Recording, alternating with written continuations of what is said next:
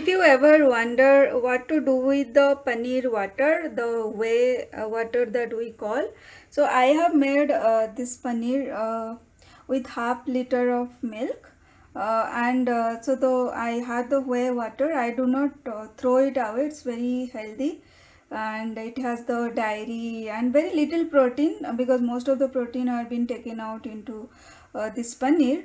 But that water I never feel like throwing it.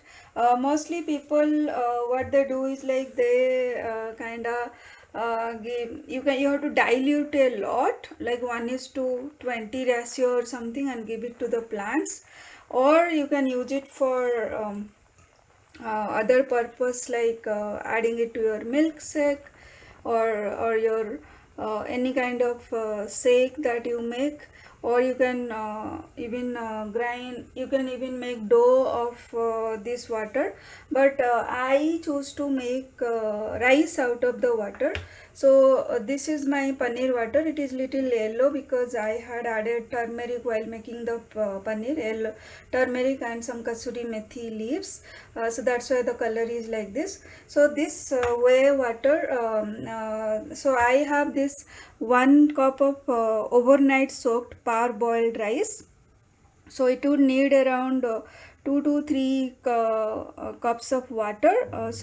With whatever water I had from the paneer, or the way I had from the paneer, and I added some extra water to it.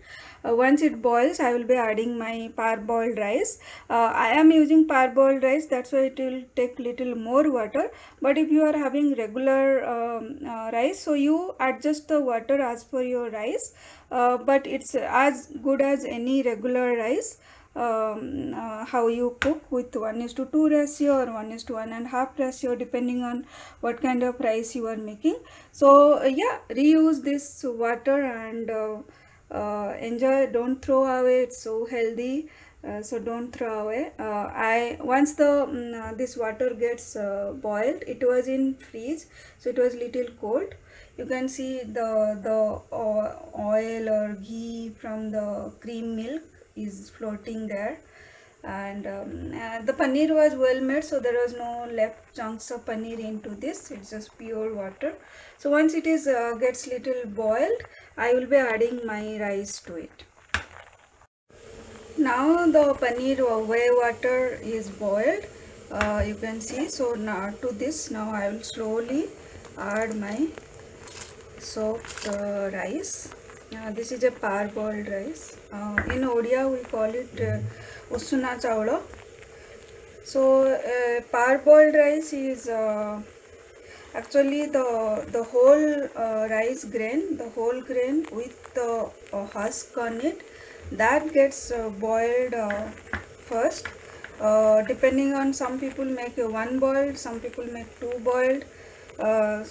So it has very less GI glycemic index because it has been already boiled 1-2 times before it goes to the meal for making the rice out of it. That's why parboiled rice has less bata in it, and it is good. It has less glycemic index as well, so it is good for any kind of sugar patient and all. So this is a Sona Masuri parboiled rice that I made. So I have added all the rice into it. Now I will lower the flame and I will leave it like this. I am not going to cover because my vessel is a bit small. I do not want all the water flowing around. So I will let it cook just in the open stove itself. It will take probably because it's a parboiled, if it was a normal rice maybe 15 minutes, but since it is a parboiled rice, I'm expecting it to be done within 20 to 25 minutes. So the rice has already soaked almost all the water.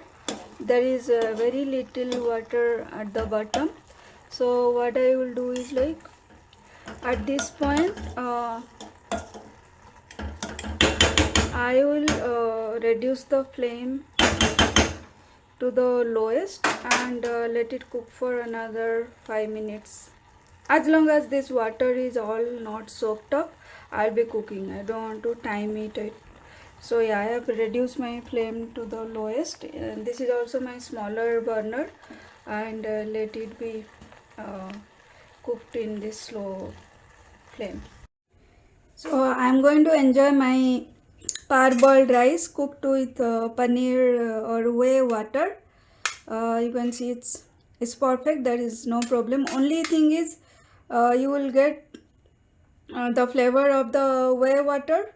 So if you are somebody who do not like that flavor, then it may be difficult. But if you make biryani or pulao etc with that water, you will not even get that flavor.